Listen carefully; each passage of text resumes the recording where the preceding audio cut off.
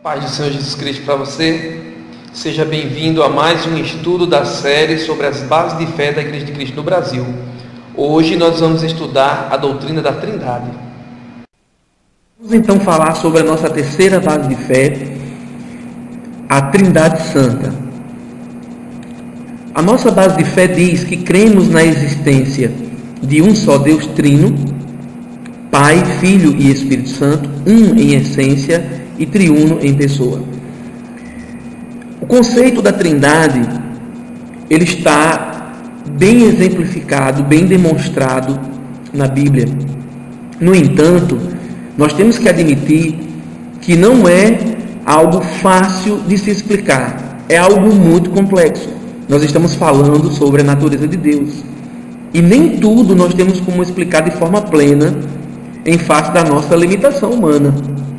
Mas uma coisa é certa, esse ensino ele está presente na Bíblia. Existem muitos textos que mostram a existência de Deus como um em essência, mas ao mesmo tempo existindo em três pessoas. Então a forma de existir de Deus é totalmente diferente da forma humana ou de qualquer outro ser existente no universo. Ele é um em essência, mas existe sob três pessoas. Muito bem. O que significa o termo Trindade? O termo Trindade, Trinitas, ele foi utilizado pelo bispo Tertuliano. Esse bispo, ele viveu aí nos primeiros séculos da igreja cristã e ele foi um apologista, ele foi um defensor da fé, ele combateu diversas heresias. E a ideia dele era expressar a essência de Deus, existindo em três pessoas. Então, o termo Trindade foi utilizado, foi pensado por Tertuliano. Ele criou esse termo, não é? E aí existe a pergunta que muitas pessoas fazem: esse termo ele existe na Bíblia, né? A palavra Trindade, ela está na Bíblia? Não, a palavra Trindade ela não aparece na Bíblia.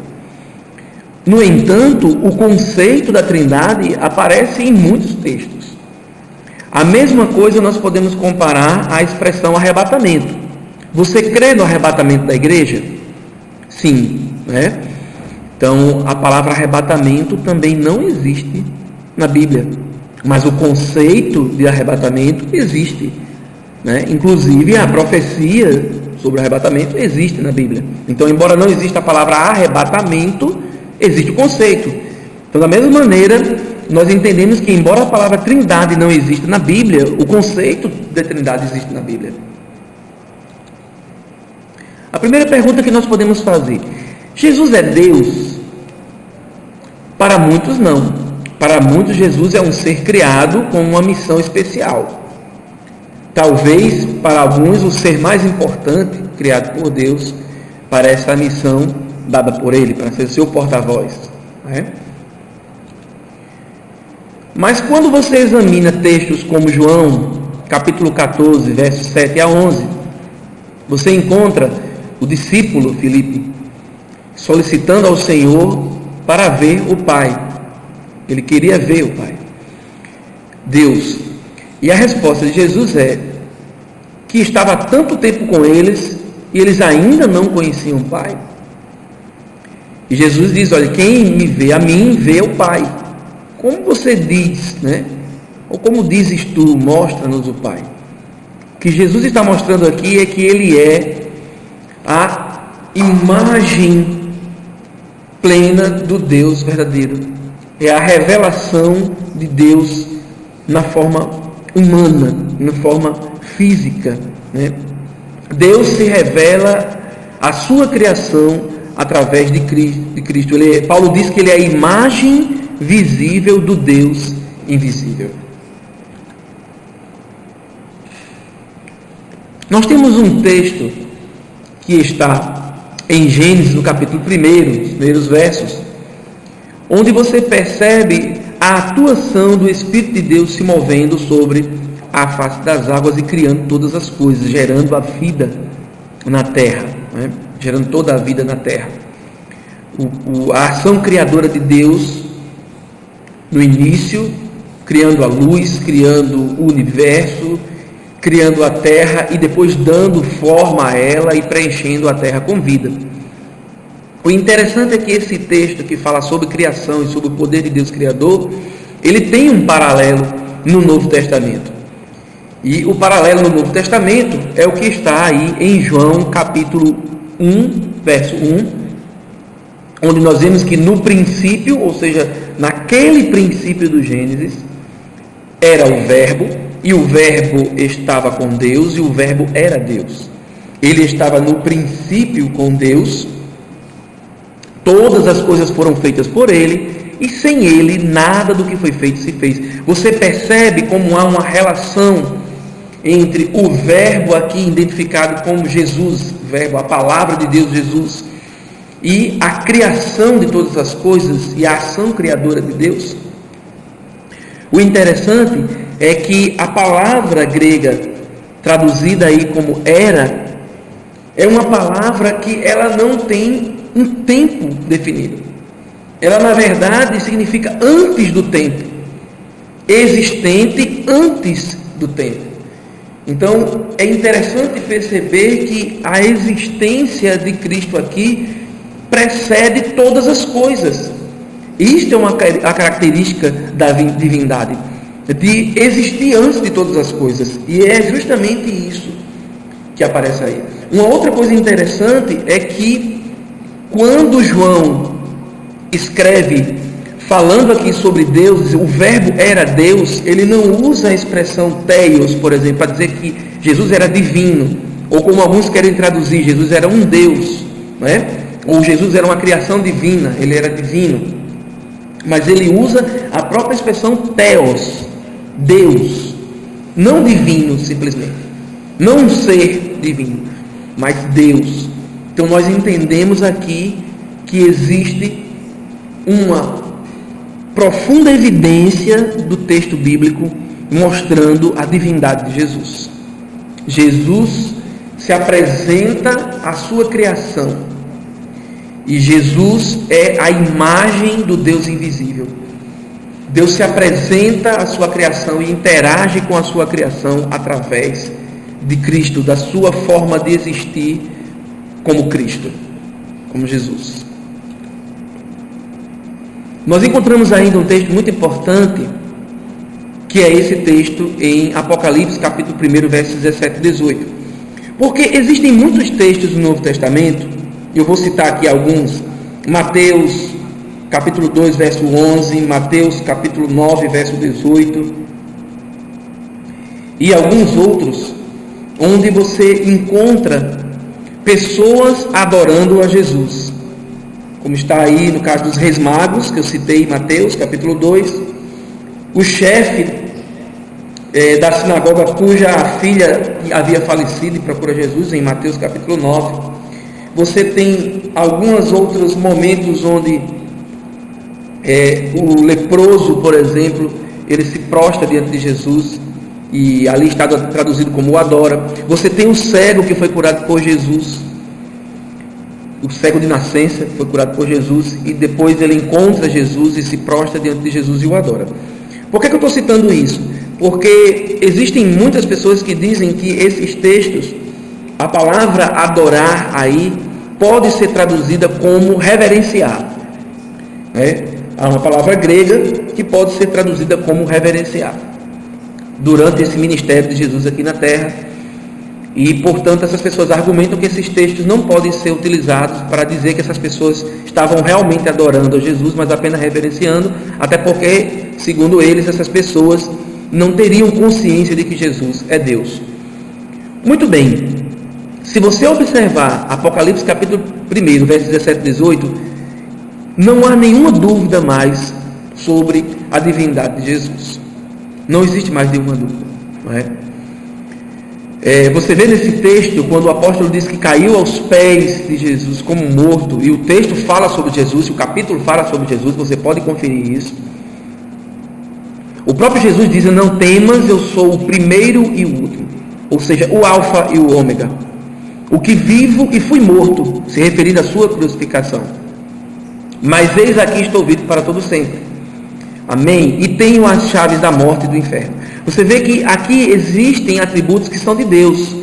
Alfa e ômega, primeiro e último, somente Deus pode usar essa expressão, pode usar esse título de ser o primeiro e o último, somente Deus.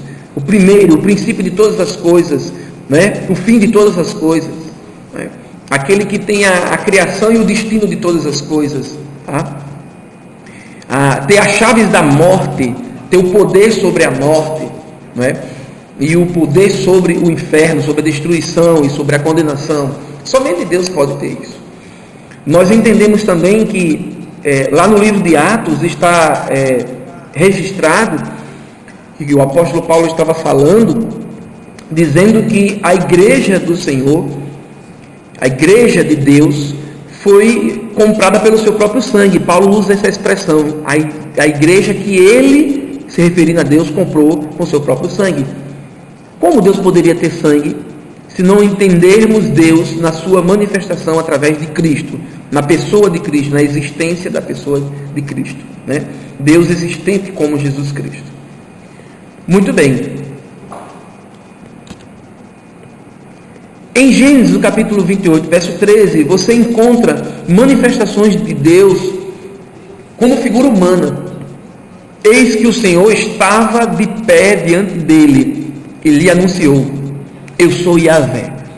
Essa expressão Yahvé só pode ser aplicada ao Deus eterno, aquele que é o eu sou, a ninguém mais.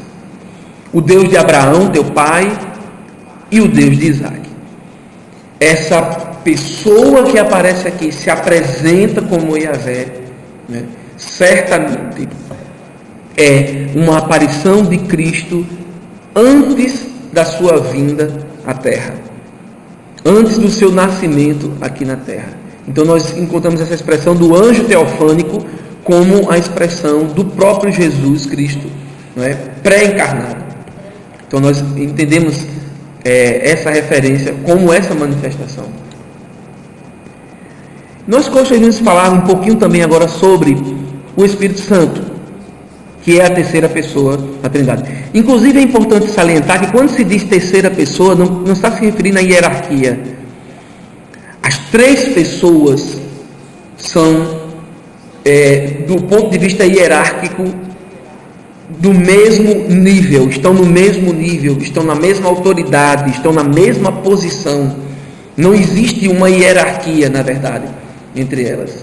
Uma hierarquia única para um Deus único que existe sobre três pessoas, que existe como três pessoas, mas não há uma hierarquia.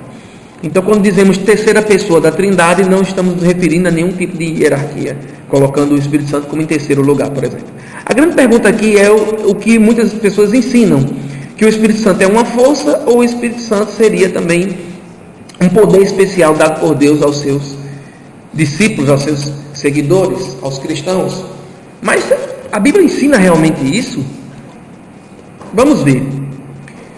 Em Isaías capítulo 63, verso 10 está escrito: apesar disso eles se revoltaram e entristeceram o seu Espírito Santo. Como uma força pode se entristecer? Ou como uma força pode lutar pessoalmente contra eles, como diz o texto aí, não é? Então você percebe que lá no Velho Testamento já existia a ideia do Espírito Santo como uma pessoa e não como uma força. Uma força não se entristece. Paulo vai colaborar com isso em Efésios capítulo 4, verso 30. E não entristeçais o Espírito Santo de Deus, no qual estáis selado para o dia da redenção. Então você percebe mais uma vez aqui essa afirmação de que o Espírito Santo se entristece, portanto ele é uma pessoa. Você tem outras características, como em João 14, verso 16 e 17, onde ele é chamado de Consolador, aquele que consola. Em João também no capítulo 16, versos 13 e 15, onde ele é colocado como nosso guia. Jesus nos apresenta o Espírito Santo como o nosso guia, né?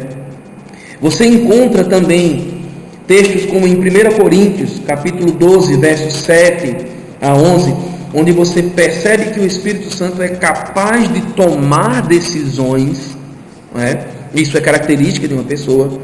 E também você vai encontrar referências bíblicas, né, sobre a sua divindade. Por exemplo, no Salmo 139, versos 7 e 8, você encontra a onipresença do Espírito. O salmista Davi está falando sobre o Espírito de Deus, e ele está falando sobre a onipresença do Espírito de Deus. Ele vai falar de forma belíssima e poética sobre essa presença da qual ele não tem para onde fugir, não tem como se ausentar dela, não pode se esconder dela. E ele vai falar de forma muito bela sobre isso nesse Salmo 139, versos 7 e 8. Em 1 Coríntios, capítulo 2, verso 10, você vai encontrar Paulo falando sobre a onisciência do Espírito de Deus, onde ele vai afirmar que o Espírito de Deus conhece todas as coisas e ainda as profundezas de Deus. Então esses textos nos mostram de forma muito clara que ele é uma pessoa e que ele tem atributos de Deus. Em Atos, capítulo 5, verso 4, nós encontramos esse texto que fala sobre Ananias e Safira e do erro que eles cometeram, a mentira que eles inventaram para os apóstolos, né? E você observando o capítulo, você lendo o capítulo, você vê que o apóstolo, no versículo anterior a este aí, começa falando sobre Deus, né? Ele está falando sobre Deus, e aqui ele afirma categoricamente que aquele homem, ele não mentiu aos homens, mas ele mentiu a Deus, né? Nos versículos anteriores você percebe que ele está falando, né, sobre o Espírito de Deus, né? Por que você permitiu, dizendo a ele, por que você permitiu que Satanás pudesse incitar o teu coração para que você mentisse ao Espírito Santo. E aqui ele diz claramente: não mentistes aos homens, mas a Deus. Ele faz uma relação muito clara entre o Espírito Santo e Deus, né? O Espírito Santo e Deus. Não mentiste aos homens, mas mentiste ao próprio Deus. Muito bem. Nós podemos perceber, nós podemos entender que estes textos, eles nos ajudam a entender que existe sim a ideia bíblica de que Deus é um em essência, mas que existe sob três formas, né? E esse texto aqui que eu quero finalizar, 1 João capítulo 5, verso 7, você encontra as palavras do apóstolo João, dizendo que estes três são os que testificam no céu: o Pai, Deus, muitas vezes identificado na Bíblia como o Pai, a palavra, Jesus, o Logos de Deus, a palavra, Jesus, e o Espírito Santo. E estes três são um. Nós entendemos que há uma essência que existe sobre três pessoas. Que Deus possa te abençoar e que nós possamos continuar nessa série de estudos sobre as bases de fé da Igreja de Cristo no Brasil. Até a próxima e que Deus te abençoe em nome de Jesus. Muito obrigado. Amém.